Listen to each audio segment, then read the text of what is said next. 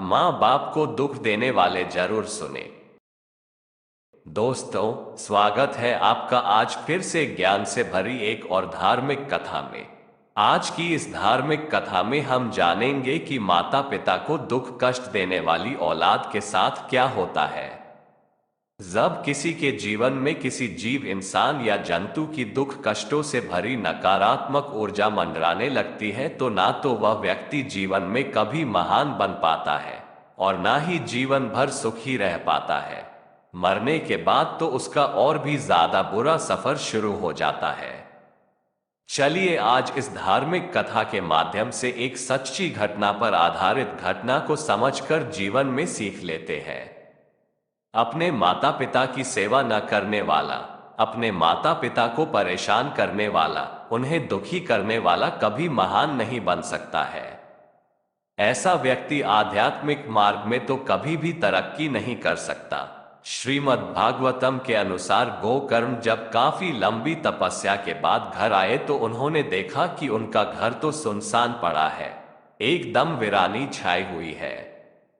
उन्होंने जब भीतर प्रवेश किया तो एकदम खाली था। उनका घर, किसी प्रकार से रात रुकने की व्यवस्था की।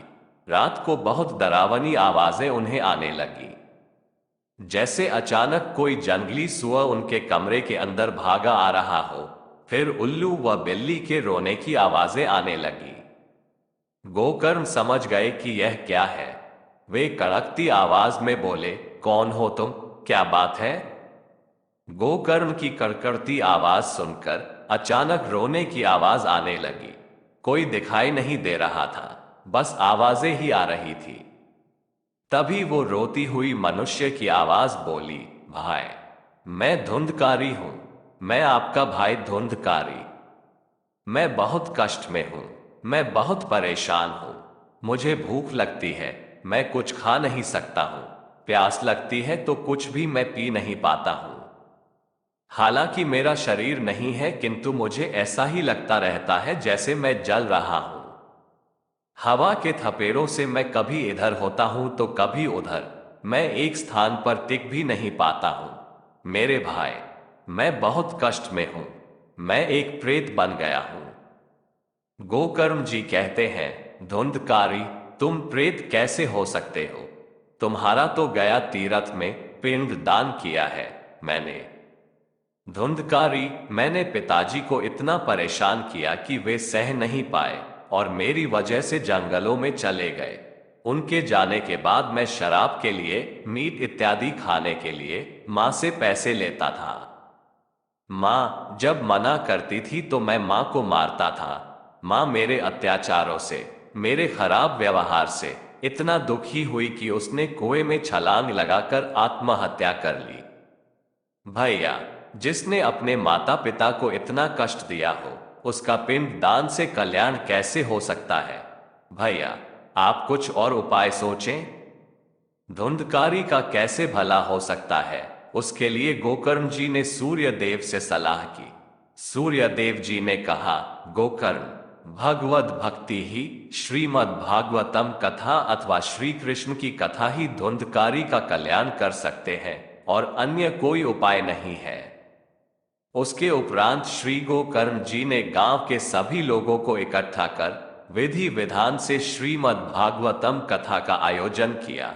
भगवान श्री कृष्ण की महिमा कीर्तन का आयोजन किया।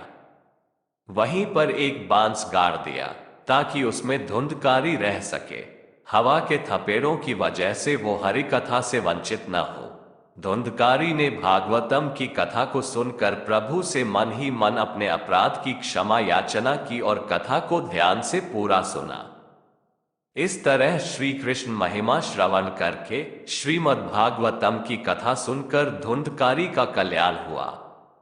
श्रीमद् भगवत गीता का मन से रसपान किया और प्रभु से अपने किए गए गलत कर्मों का अपराध की क्षमा मांगी, जिससे प्रभु श्री कृष्ण ने उसको क्षमा करके प्रेत योनि से मुक्त कर दिया। अन्यथा उसने तो जीवन में इतने पाप किया थे कि उनसे मुक्त होना उसके लिए असंभव था।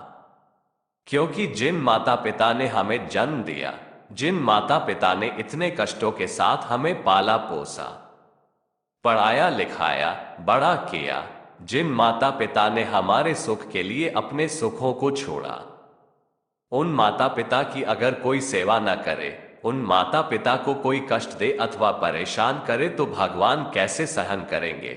स्वयं विचार करें। हर माता पिता को अपनी औलादों से यही उम्मीद रहती है कि वो उनके बुढ़ापे का सहारा बनेंगे, हमारे बाद उनके वंश को आगे बढ़ाएंगे, पूर्वजों की धरोहर, हमारे दिए हुए संस्कारों और परंपराओं को पीढ़ी दर पीढ़ी समेट कर रखेंगे।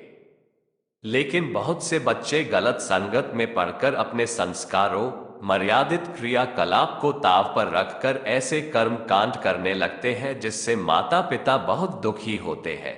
सेवा करना तो दूर बात भी नहीं सुनते और बदजुबानी भी करते हैं। तो सोच लो ऐसे लोगों के साथ क्या होता है। आपके पास अब भी वक्त है अपनी गलतियों का पश्चाताप करने के लिए। अपनी गलतियों को सुधारो, माता पिता की सेवा में खुद को पूर्ण समर्पित कर दो। रोज भगवत गीता का पाठ करो, सत्संग सुनो, इससे आपके अंदर की अच्छी प्रवृत्तियां सक्रिय होंगी, आपके अंदर की बुराइयों का नाश होना शुरू होगा, मन सकारात्मक विचारों और अध्यात्म ज्ञान से भरने लगेगा। रोज सुबह शाम ईश्वर का चिंतन करो, आपका कल्याण होगा। जय सिया राम जी। ओम नमः शिवाय। उम्मीद करता हूँ ये धार्मिक कथा आपको बहुत अच्छी लगी होगी। इस धार्मिक कथा को लोगों में शेयर करके आप भी थोड़ा पुण्य कमाएं। दोस्तों, मैं आप लोगों को ये कहानी इसलिए सुनाता हूँ जिससे आप लोगों को भी भगवान की कहानी सुनने से धर्म लाभ हो और भगवान की कथाओं से हमें अच्छी प्रेरणा मिल सके। तो आइए आज से हम मिलकर भगवान के नाम का गुणगान करते हैं।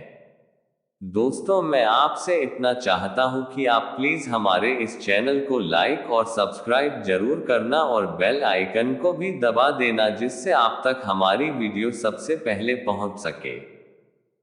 ऐसी ही वीडियो देखने के लिए आप प्लीज हमारे इस चैनल को सब्सक्राइब करें और बेल आइकन को जरूर दबा दें।